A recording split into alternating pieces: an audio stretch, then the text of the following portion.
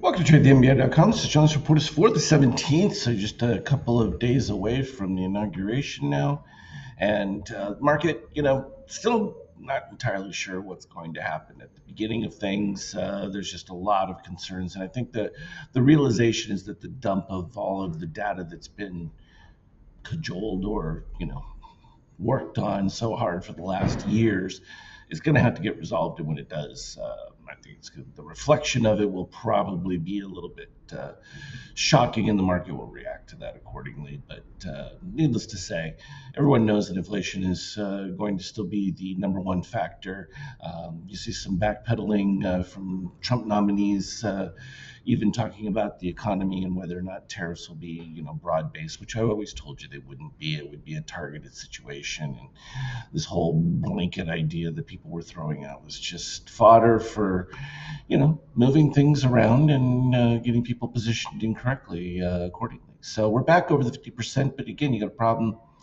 NBI White leading now. That could be a force cover short situation if Magenta is able to contain the move and continue to rise. So that's what we'll be looking at, and we'll see it pretty clearly here in DOC Red continuing to move higher. We should see a crossover or a meeting between DOC Green here and Cyan Shorts. Of course, short-term buyers not reset at all, and so your trend is sort of in a continuation, despite the fact you're getting back and forth at this particular stage. When you look at it from an NQ standpoint, you can already see that crossover is taken of NBI White. So it just means that shorts are trying to, jump into what they think is already too much of a move.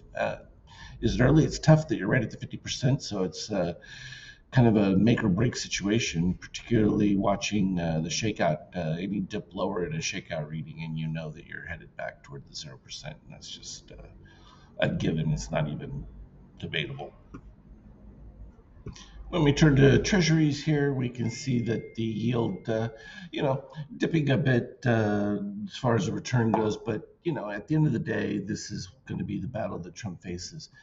It all comes down to oil. And from a Democratic standpoint, their view is, well, if we can delay things for a year and a half or so, we have a chance to overtake in the midterms. And that's going to be their strategy, to delay any kind of development. But, it just means there's an awful lot of work for Trump to do at this particular stage to get that to work out. We'll see how it plays out. When we look at the euro, not a whole lot happening here. It's actually doing quite well given what oil's doing, and the reality is that we already know the situation in the eurozone is bleak and likely to get worse. But that saving grace on not necessarily having blanket tariffs may be a bonus for them. It's just a matter of time, though.